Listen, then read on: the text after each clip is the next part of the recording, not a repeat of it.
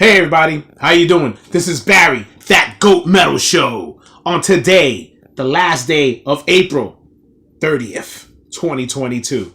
Hope everybody's doing good today. All right, I got something I want to do here real quick. I was on my Facebook page, checking out certain things. Now there was a band that popped up on my feed. The name of the band is Sister Murder. Right, they're an Indonesian all-female death metal band, right? So it was just basically the picture. They're talking about Indonesian. From what I've noticed is a lot of big bands coming out of Indonesia and that side of Asia. Again, some brutal bands, which is good. It just brings more freshness back into the genre. So I looked them up. Sister Murder, Aborted Rotten Fetus, right? I guess these girls have been around for a while. I feel ashamed that I've never heard of them. I'm going to listen to them for the first time. Just get a little reaction. I hope I got enough where maybe you guys could could listen to it while I'm, checking out how it sounds. And we'll go from there. All right, let's check it out. Let's see. All right, Sister Murder.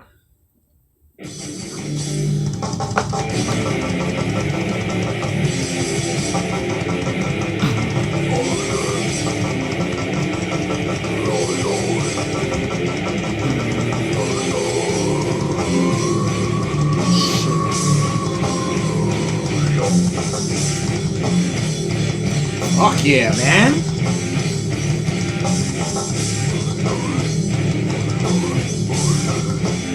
Man, yeah, it fucking sounds brutal as hell.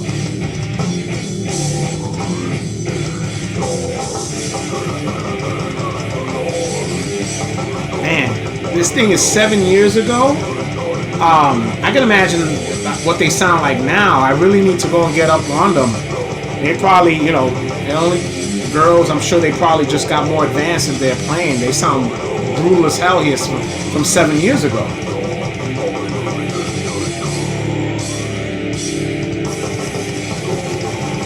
Oh yeah. Oh, that fucking drum is phenomenal.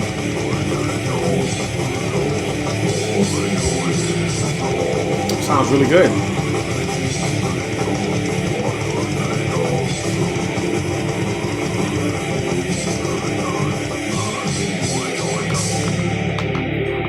Oh yeah.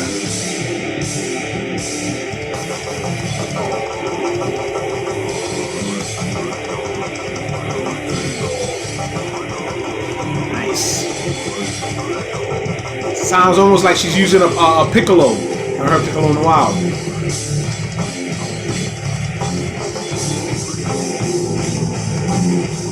Wow.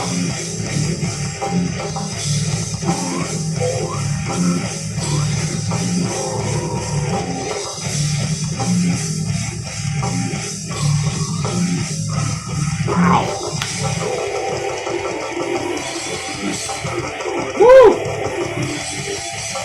Oh man, I definitely gotta. Oh man, I gotta find the album of these ladies, man. They fucking sound brutal as hell.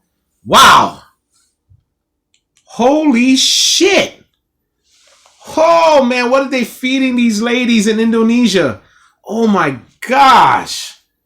Damn man, I've been hearing that in Indonesia they're getting a lot of bands that are just popping up, and it's good to hear.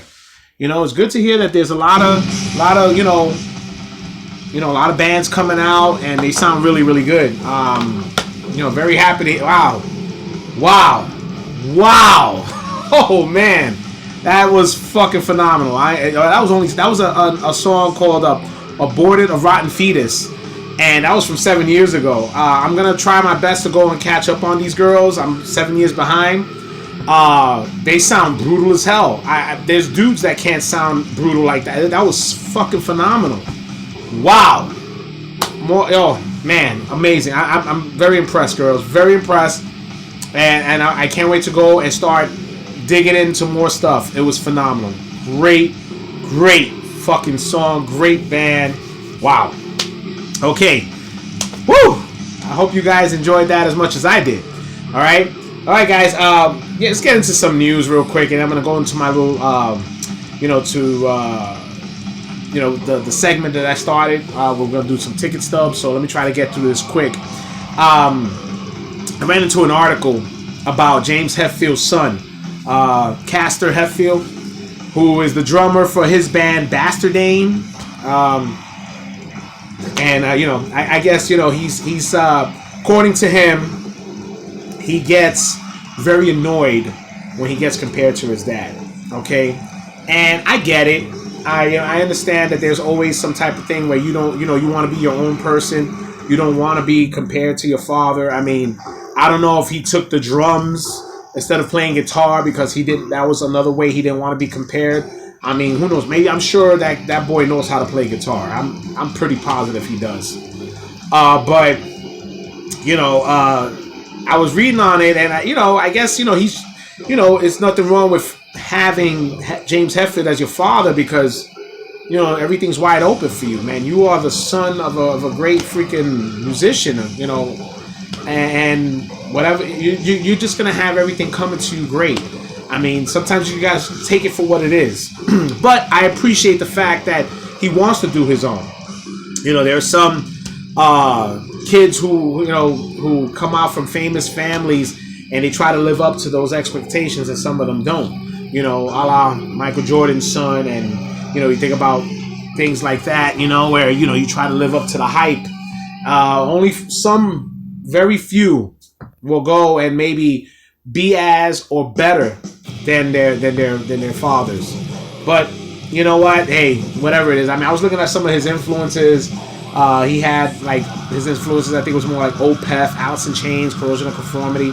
So you can see more of like his style is more in that vein. I guess similar to his dad. I guess his dad was into the Black Sabbath, and so it's in that same. But I guess I haven't heard any of the music that he has, so I can't really judge or whatever. But look, I respect him. I respect that. But the whole annoying part, look, dude. I mean, you're the son of a great metal god, man. Fucking James Hetfield from Metallica. What do you expect? It's gonna happen. It comes with the territory. If you want to be in this line of music, it's gonna come. People are gonna ask you those questions, and they're just gonna be annoying. Eventually, they will die down when you have your own. And so, that was that. I mean, I just thought it was an interesting article. Another thing that popped up was Tommy Morello, and he made some kind of because as far as he's the executive producer of that Netflix movie, The Metal Lords, right? And turns out that song that they were doing in the movie, Machinery of Torment, that was a song that he wanted to write many years ago when he was an old school metalhead. Of course, he did Rage Against the Machine, and he was doing all other different sorts of things that wasn't really too much into the old school metal genre type. I mean, I respect him as a musician. He's a fabulous freaking guitarist, and I dig some Rage Against the Machine. Like most people do. But he is, he says he's an old school metalhead, and he went through the trials and tribulations of growing up, where he was probably the only metalhead. Everybody else was into another, hip hop and all that, and he, they used to pick on him and whatnot. I went through that,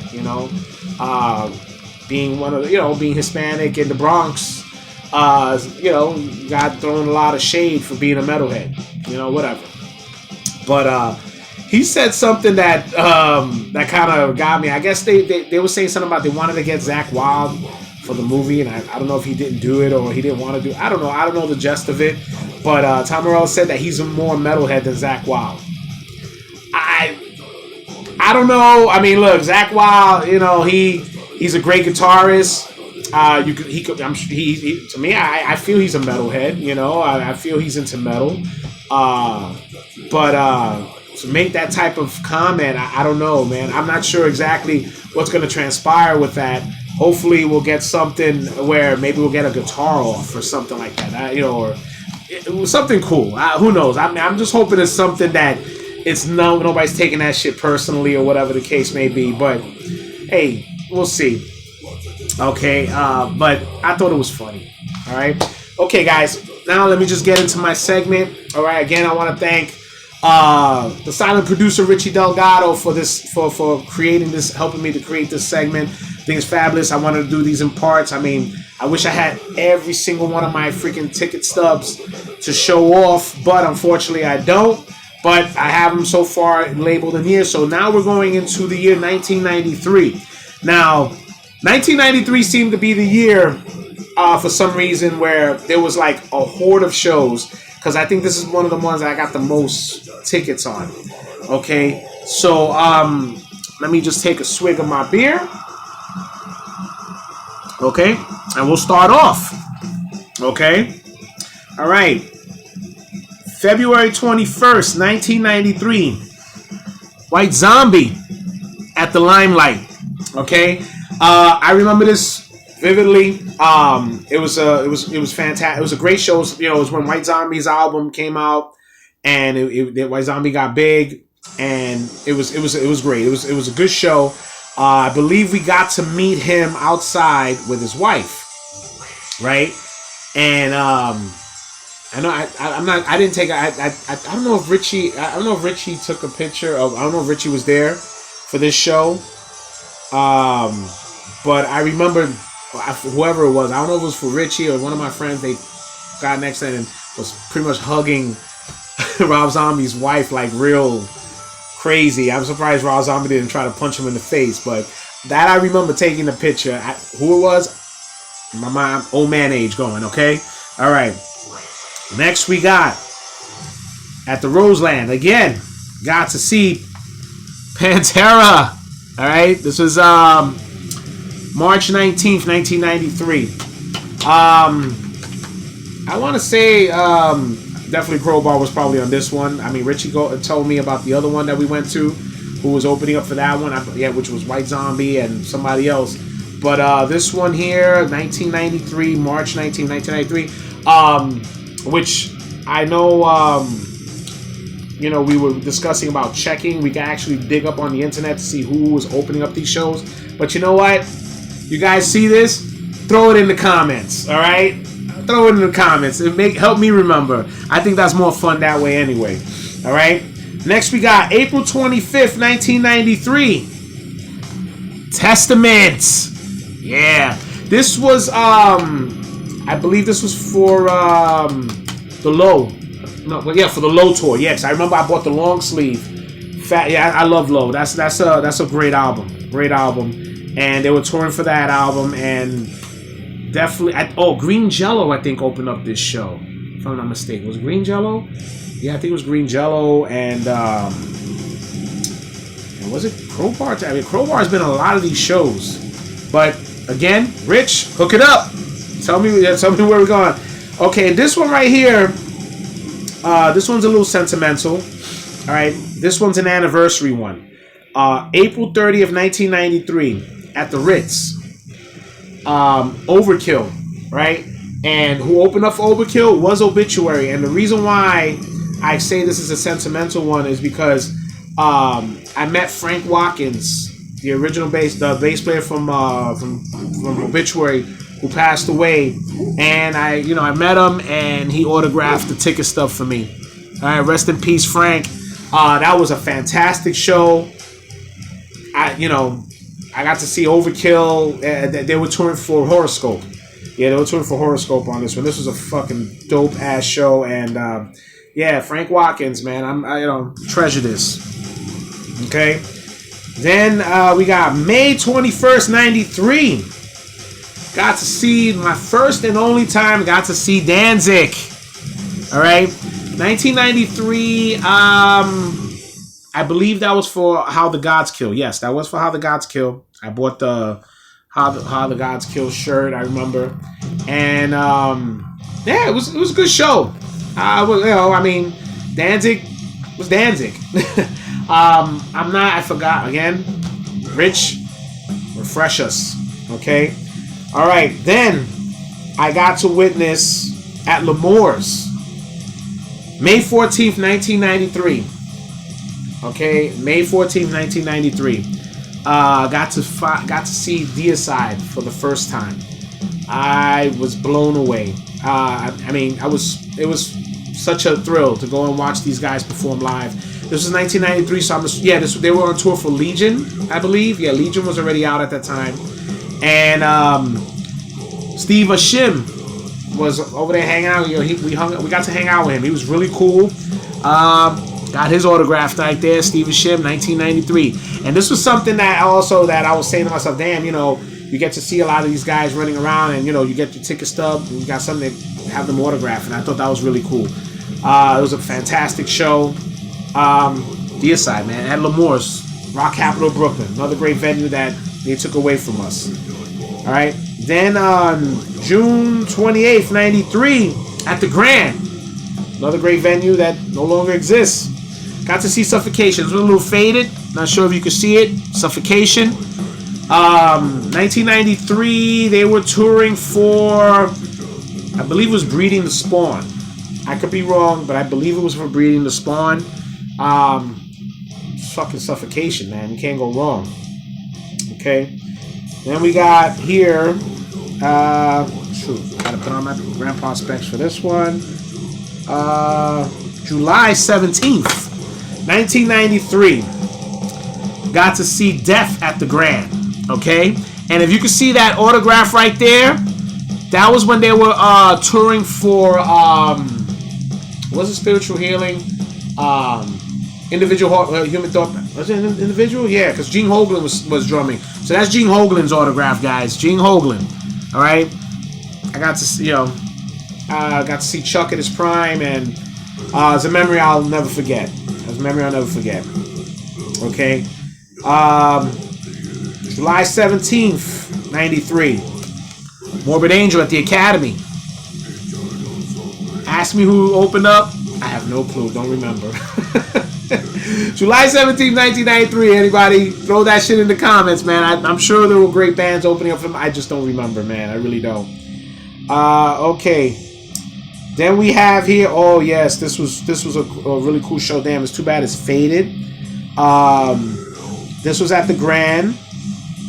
This was, I think, the 27th of July. We got to see Murphy's Law and the Lunatics. Yeah, this was great. My man Rich, big Lunatics fan. Always been a big fan. Murphy's Law. You know, you can't go wrong with hardcore legends. It was good. It was a great show. Great fucking show. Fantastic. All right. Then we got here at the Roseland, August 12th, 93. Anthrax. Okay, 93, I believe that was for John Bush. Yeah, The Sound of White Noise was out. Not one of my favorite albums, but I wanted to see Anthrax live. I mean, I had already seen them in the Clash of the Titans for the first time, so it was good. And Roseland again. Roseland was a great place to watch shows, but this was a non-metal show. But look, back in the 90s, we had a great abundance of good rap that was out, and a lot of metalheads were into some good rap. Cypress Hill, House of Pain, Funk Dubious, Booyah Tribe at the Roseland. Now you didn't have to smoke no weed to get high in there. That whole place was an abundance of weed everywhere. This was a fantastic show. Fantastic show. Never forget it. Okay. Then here, I mentioned this before about Merciful Fate. And I believe this show was one of the last tours they had together, which was on Halloween 93 at the Academy. Fantastic show. Can't go wrong with that. Okay. Then December 13th, 93 at the Academy. Sepultura. And that autograph there is from the bass player. I think it's Paulo. That's the bass player. That was his autograph right there. And I was real happy about that. And last but not least, a couple of days before New Year's Eve, I got to see Life of Agony at the Grand. That was a great fucking show. Life of Agony. Of course, that was before Mina's transformation, when Mina was still Keith. And it was, River Runs Red, man. You can't go wrong. But that's it right now, guys. That's all I have. Look, this video is already getting a little long, and I wish I could just go into more in-depth details. Whoever was at those shows, who give me some good memories, throw them in the comments. Let me know. And also, please go on my Facebook account, the Sith Lords merch. Give me a follow, give me a like. Be sure to go and check out the shirts that I have. This is one of the shirts I got there, and I always do great deals. Okay. Also, please like and subscribe to the channel. Please share the channel. That help this channel grow. All right. This is it, guys. So look, this is it for now. Okay, just let me know what you guys think on in the comments. If there's anything you want to check out. Let me know what you think about that Indonesian band, Sister Murder. They sound fucking fabulous, man. Fabulous fucking band, man. All right, guys. That's it for now. This is Barry, That Goat Metal Show. Stay brutal.